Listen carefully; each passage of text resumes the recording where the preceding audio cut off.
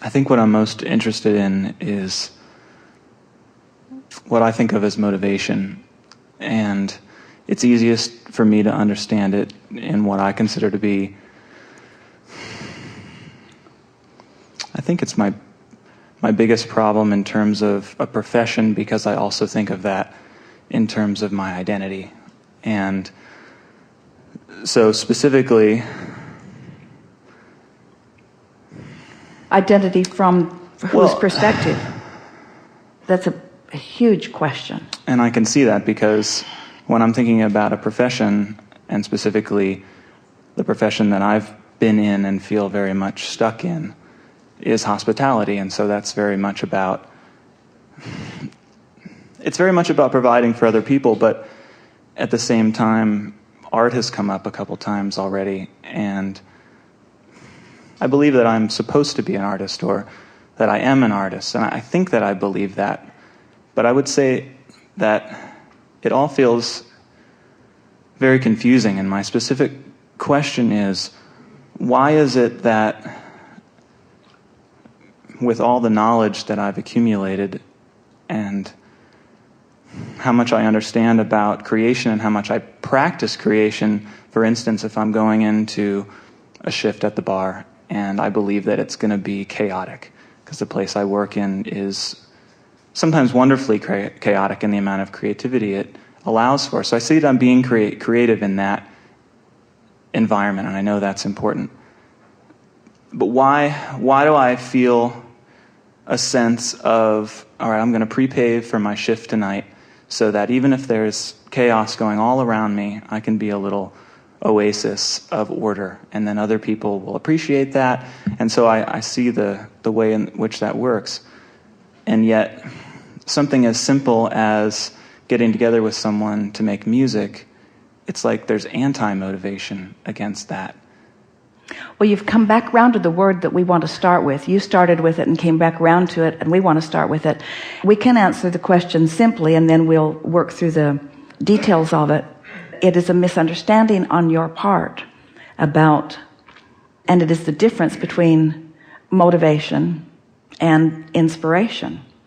And inspiration comes from what we talk about all the time, preparing the grid and then following the inspired action. So just for example, in the example that you gave us just now, so you say, I'm going to work and I am aware that it has the potential of being chaotic, or it has the potential of feeling like a flow where we're all co-creating wonderfully together, all of us who work together as well as the people who are playing with us in the environment. Right. So as you think about that from a motivational standpoint, then you're trying to sort of psych yourself up, which it's almost like trying to motivate yourself into using the process that we are teaching here. Exactly.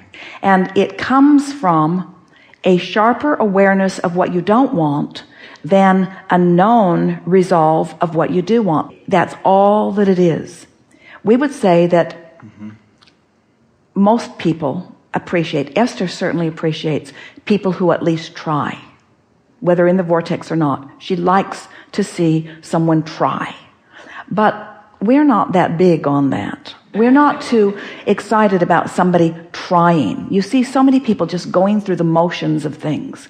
Sometimes people just do things because somebody told them to do them, and there's no connection between the behavior that, or action that they're offering and the outcome that they're seeking, because it's not inspired, you see. Where if you spend just a little bit of time, we're talking about a few days or weeks, where you are deliberately in many moments in a day, stopping and asking yourself the question, setting it up for yourself in this way. Okay, I get it. I put a whole bunch of stuff in my vortex and it wants to come to me. And the source is lining it up. I get that. My singular work as I move through my day is to prepare my grid as best I can, not only for outcomes, but for journeys. Not only for manifested results, but for feelings. Not just for statues and monuments and empires, but for life's work, for life's party. So I know it's in the vortex. What am I doing with my grid now? What am I doing with my grid now? What am I doing with my grid now? And as that becomes a more pressing intention, and so you discover general, go general, go general, go general, go general, because it's the best you can do. What begins to happen is you do such a good job with your grid that things start flowing to you, and then you start making the connection. Oh, I totally did that. Oh, I totally did that. Oh, I totally finally let that in. Oh, as you start making that connection, and then you start realizing that that's what inspiration is, then you find yourself not even wanting to do those things you're supposed to do, but wanting to do those things that you feel like doing. You can reach the place where you can live, for the most part, in an inspired way. Now, Esther would argue with us about that a little bit, or has, not so much now.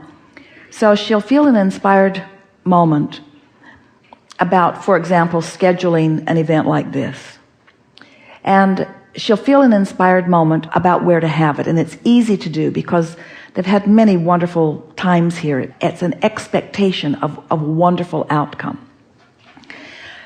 And then later, often over a year later, comes the time for all of them and for all of you to make your way to the event, to make your way there. So not only did the inspiration come in the planning stages, the inspiration came to think about it. The inspiration came to plan for it. The inspiration came to actually book and hold the space. The inspiration comes to buy the airline tickets. The inspiration comes to plan the meal that you will eat in a little bit. The inspiration keeps coming. But what we want to call your attention to is how life-giving each of those moments is. In other words, that's what makes up your world. Anybody who's doing anything because they're supposed to do it is missing the essence of life.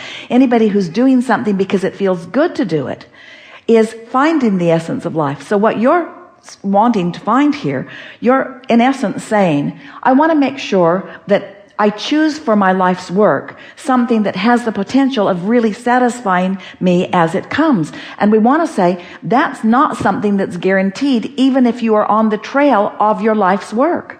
You could be born to be, you could have been born intending to do that.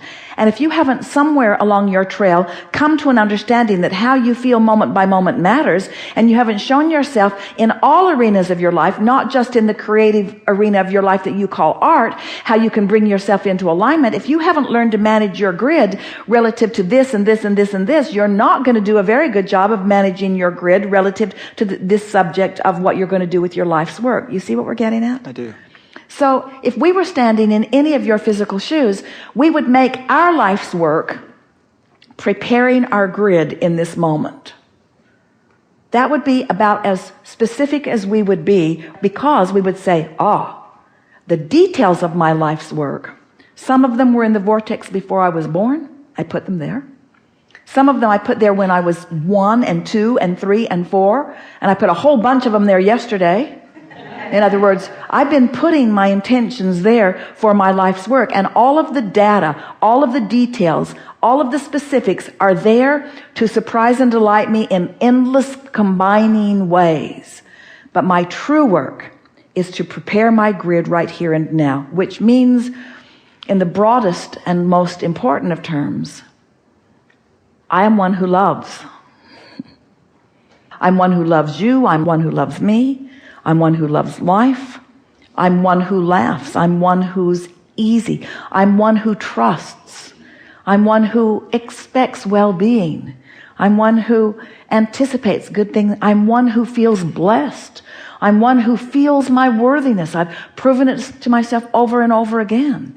I'm in the middle of good things all the time. I am the center of the universe. Everyone and everything around me is conspiring to make this moment even better. That's the preparation of the grid. And if you make that what matters, everything else will just fall into place. The inspiration that you think you're looking for, that you were calling motivation, the inspiration that you're looking for about the details will surface. Because you get to choose the details. You get to choose how it looks. You get to choose what it is. You get to choose how big it is. You get to choose even how other people observe it. You get to choose your identity. You create your own reality, and you get to choose your identity. You get to control the perspective and the perception that the world has of you, because through living life, this is big, we've not been here before, because through living life, you've put all of those details of how you want to be perceived into your vortex. You are the creator of all of that, you see. It's just that you go about it in a much simpler way than you have ever imagined. Why am I not more excited about that?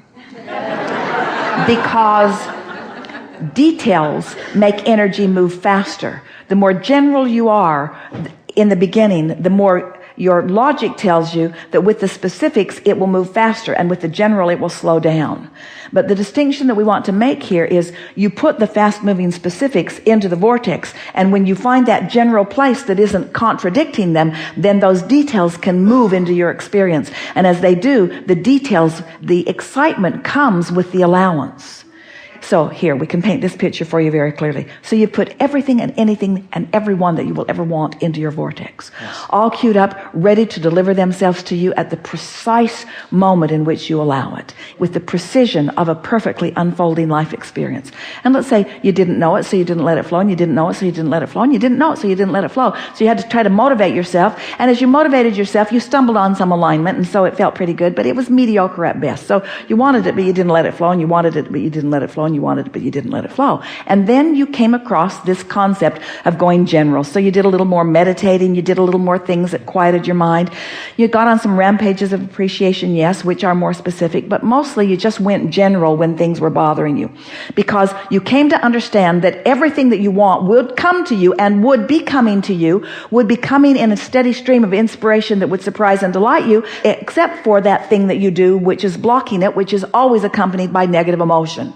So you've decided that you are going to do something about the negative emotion, because you now understand that the negative emotion is the indicator that in that moment you're doing the blocking, you're doing the not allowing, you're doing the resisting. Mm-hmm. So you feel some negative emotion and you go general, and you feel some more negative emotion and you go general. It doesn't matter what the topic is, you go general. It doesn't matter how big or important or unimportant it is, you go general. You just keep going general, because you want to do two things. You want to soothe the way you feel, but you want to prepare the grid.